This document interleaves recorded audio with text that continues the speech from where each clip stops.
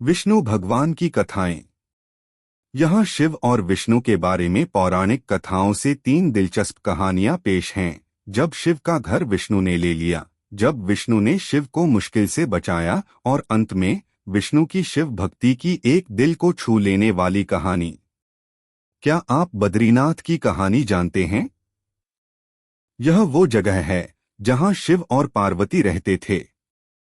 यह उनका घर था। एक दिन नारायण यानी विष्णु के पास नारद गए और बोले, आप मानवता के लिए एक खराब मिसाल हैं। आप हर समय शेषनाग के ऊपर लेटे रहते हैं। आपकी पत्नी लक्ष्मी हमेशा आपकी सेवा में लगी रहती हैं और आपको लाड़ करती रहती हैं। इस ग्रह के अन्य प्राणियों के लिए आप अच्छी मिसाल नहीं बन पा रहे हैं। आपको सृष्टि के सभी जीवों के लिए कुछ अर्थपूर्ण कार्य करना चाहिए।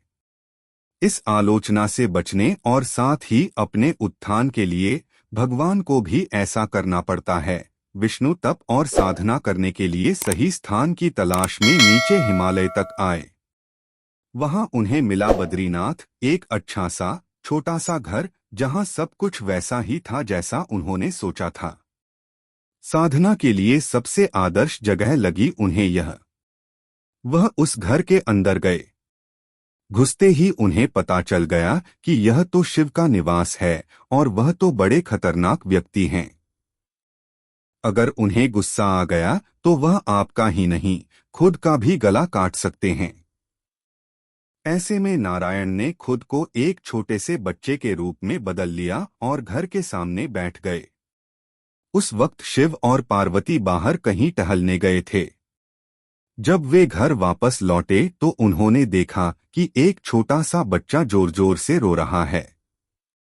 पार्वती को दया आ गई। उन्होंने बच्चे को उठाने की कोशिश की। शिव ने पार्वती को रोकते हुए कहा, इस बच्चे को मत छूना। पार्वती ने कहा, कितने क्रूर हैं आप, कैसी नासमझी की बात कर रहे हैं। मैं तो इस बच्चे को उठाने जा रही हूं। देखिए तो कैसे रो रहा है। शिव बोले, जो तुम देख रही हो उस पर भरोसा मत करो। मैं कह रहा हूं न, इस बच्चे को मत उठाओ।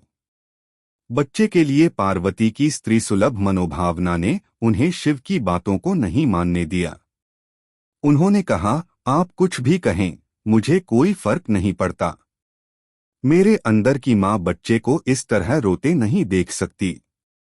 मैं तो इस बच्चे को जरूर उठाऊंगी। और यह कहकर उन्होंने बच्चे को उठाकर अपनी गोद में ले लिया। बच्चा पार्वती की गोद में आराम से था और शिव की तरफ बहुत ही खुश होकर देख रहा था। शिव इसका नतीजा जानते थे, लेकिन करें तो क्या करें। इसलिए उन्होंने कहा, ठीक है, चलो देखते हैं क्या होता है। पार्वती ने बच्चे को खिला पिलाकर चुप किया और वहीं घर पर छोड़कर खुद शिव के साथ गर्म पानी से स्नान के लिए बाहर चली गईं। वहां पर गर्म पानी के कुंड हैं। उसी कुंड पर स्नान के लिए शिव पार्वती चले गए।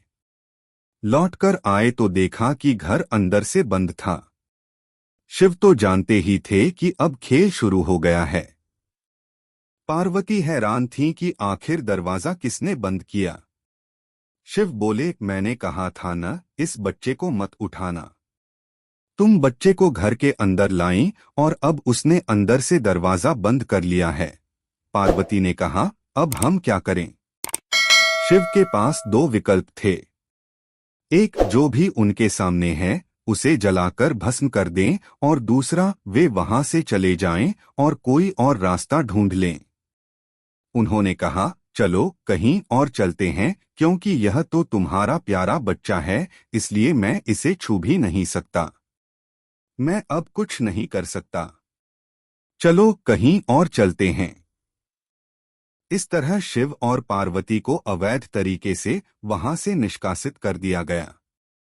वे दूसरी जगह तलाश करने के लिए पैदल ही निकल पड़े। दरअसल बद्रीनाथ और केदारनाथ के बीच एक चोटी से दूसरी चोटी के बीच सिर्फ 10 किलोमीटर की दूरी है। आखिर में वह केदार में बस गए और इस तरह शिव ने अपना खुद का घर खो दिया। आप पूछ सकते हैं कि क्या वह इस बात को जानते थे। आप कई बातों को जानते हैं, लेकिन फिर भी आप उन बातों को अनदेखा कर उन्हें होने देते हैं। विष्णु भगवान की कहानी। जब विष्णु ने शिव को मुश्किल से बाहर निकाला। यौगिक कथाओं में ऐसी कई कहानियां हैं जिनमें बताया गया कि शिव की करुणा कोई भेदभाव नहीं करती और वे किसी की इच्छा पर बच्चों की तरह भोलापन दिखाते हैं। एक बार गजेंद्र नामक एक असुर था। गजेंद्र ने बहुत तप किया और शिव से यह वरदान पाया कि वह जब भी उन्हें पुकारेगा, शिव को आना होगा।